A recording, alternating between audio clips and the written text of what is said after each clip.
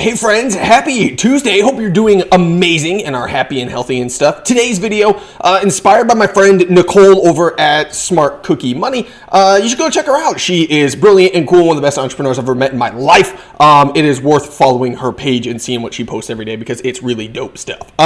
Anyway, so she posted the other day and said, what's the one app you use for scheduling, or what's an app that you use to like help organize your life? And to be honest, I don't use an app like that anymore. I use old handy dandy notebook, right there. I write my Blue's Clues every day and we kick butts. But I want to do a video that's basically the 5 websites that I live off of every single day. I'm going to do this in 5 minutes or less that help essentially organize my life and control all this chaos and help me kick a lot of butts for clients. So without further ado, we're going to jump into those. But this isn't one of them. This is Twitter.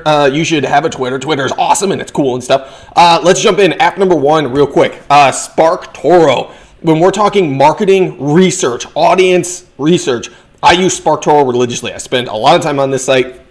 It's a paid site. You can get in for free. They let you do a limited number of searches. But basically, here's how SparkToro works. You get on the website here, and you're like, my audience frequently talks about, let's say, coffee. So you type in coffee right here, and instantly, once you sign in, and it goes ahead and it does some loading, and it's doing some looking, and it's taking some time. Ha! All right, so here's how it works, basically. Let me get below so you can actually see it above my face.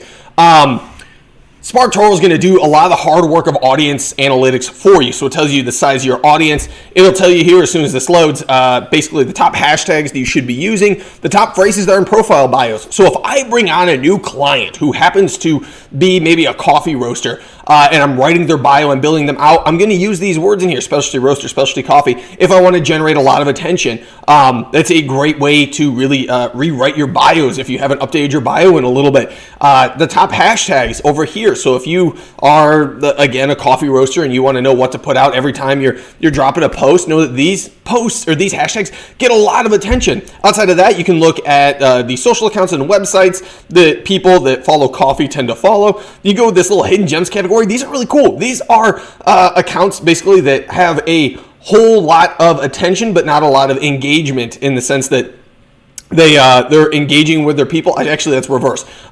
They are engaging with people, but they haven't quite blown up yet. So if you're looking to partner with someone before they blow up, these are the pages that you need to look at, YouTube channels, the podcast, stuff like that. You can build entire marketing plans off of SparkToro. It's really, really dope. I hope you check it out. Here's app number 2. We're going to jump into Loom. I spend a lot of time with Loom. Loom is a platform that allows you to record videos just like this one here, even though this is being recorded through Streamlabs OBS because I like the customization a little more. If you just need to make a quick video to train someone, or for me, I do my monthly data for my clients off of this, you can record a video where basically it puts your face in the corner, much like my face is in the corner of this video right here, and then it does a screen share, just like you're seeing right now. It's basically a very dialed down version of what you're looking at right now.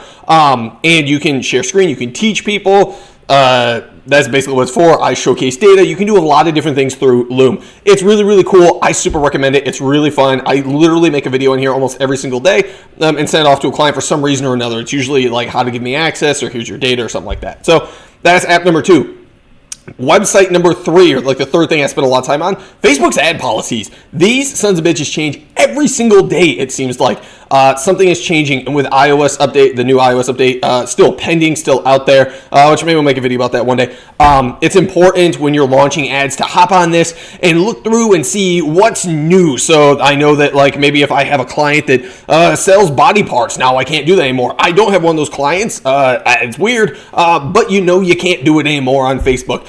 I genuinely wonder what ads they had to disprove in order to create like those restrictions. But there are a lot of restrictions. There's restricted content and prohibited content. You know the differences in both and how to get around them or how to apply or what licenses you need if you're trying to sell alcohol or you're trying to run a dating app or something like that. It's becoming more and more complex every day. I spend a lot of time every day just looking at this, kind of looking through. Before I launch an ad, I scroll through here because when they update it, they don't really blast out an email saying we updated it. They just update it and then deny your ads. So I definitely recommend spend some time on this. App number 4, SpyFu. SpyFu is pretty cool. SpyFu used to be a lot better, but SpyFu is an app where you can basically analyze what your competitors are doing from a Google standpoint in the sense of here's what their SEO strategy looks like. Here's what their PPC strategy looks like. I used to use this religiously. I used to have a paid plan on this up until just literally like 2 weeks ago. And you could go in and type in any competitor and see every single Google ad they've ever made, every keyword, their bid on it. Like it was all this crazy data.